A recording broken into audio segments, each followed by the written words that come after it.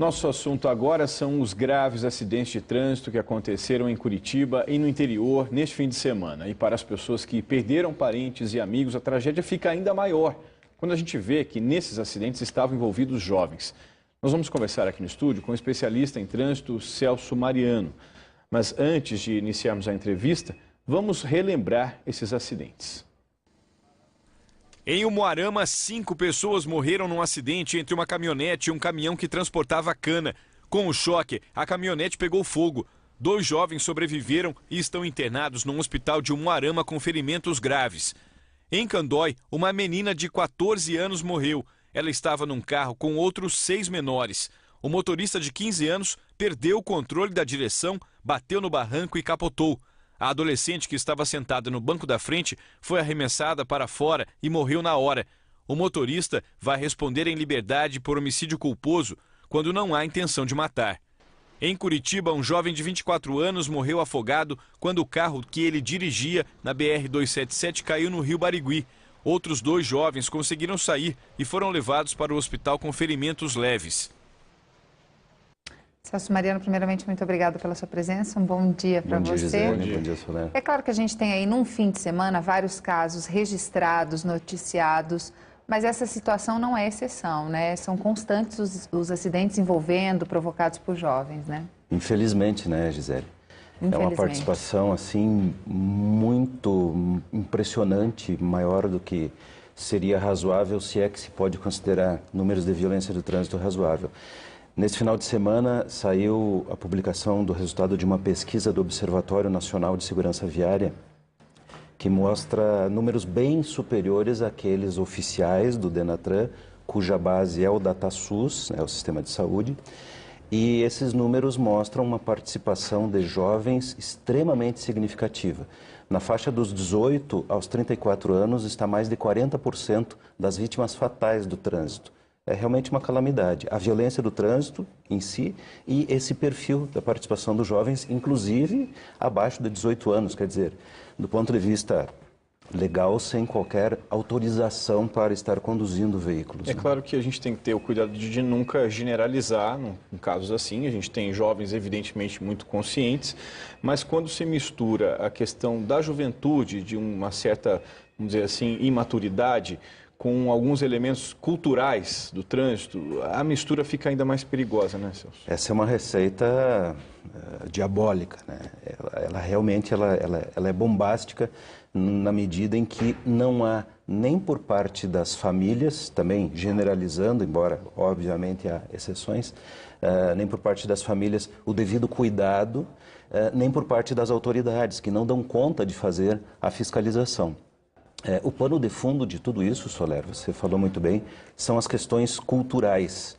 Nós brasileiros, não adianta ficar falando, os brasileiros são assim, nós brasileiros temos uma dificuldade muito grande com a questão da autoridade, com o respeito às regras. Nós ainda achamos ridículo, nos sentimos mal quando somos cumpridores de regras. Nós temos medo desse bullying, né, que ele vem meio que naturalmente, é uma infelicidade isso, por parte das outras pessoas quando te veem como um cumpridor de regras.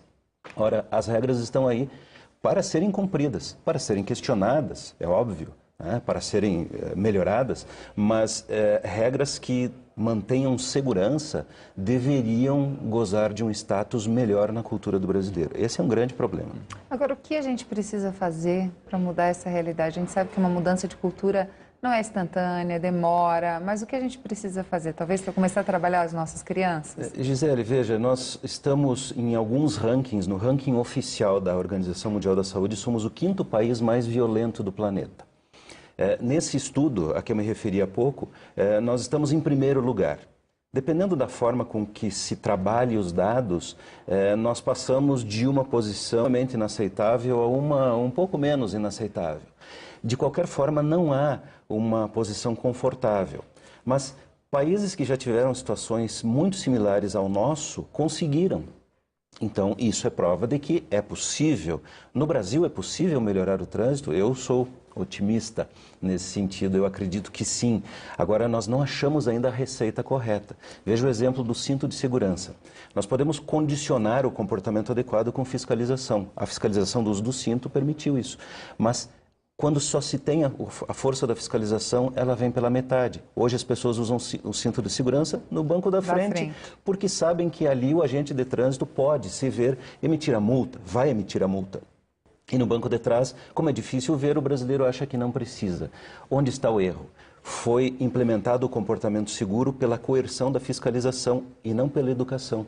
As pessoas não sabem o motivo pelo qual se tem que usar o cinto de segurança. E o motivo, com certeza, não é evitar a multa em si. Nós estamos falando não da lei de trânsito, estamos falando da lei da inércia, da conservação da energia. Qualquer corpo ou objeto solto no carro numa desaceleração vai ser projetado e causar o dano. Bom, de toda maneira, a gente precisa ter esses dois elementos. A fiscalização, vou dar o exemplo, no caso de Umuarama, que o jovem que dirigia estava com a carteira cassada desde 2009. E justamente, segundo a polícia rodoviária, já por direção perigosa dentro da cidade de Umuarama.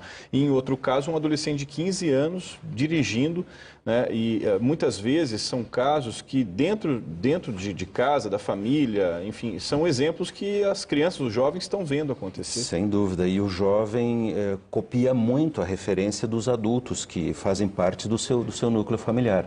Então, quando o pai não dá um bom exemplo, né, o tio, o vizinho, a mãe, enfim, as pessoas a quem ele se refere, não dá para esperar uma coisa diferente ali. Quer dizer, agora, só te interrompendo, não que seja o caso nessas duas situações que a gente não tem informação para falar isso. Não dá para saber. Mas, de uma maneira geral, o exemplo tem muita força. Né? Muita força, muito mais do que supõem os pais, os responsáveis, né?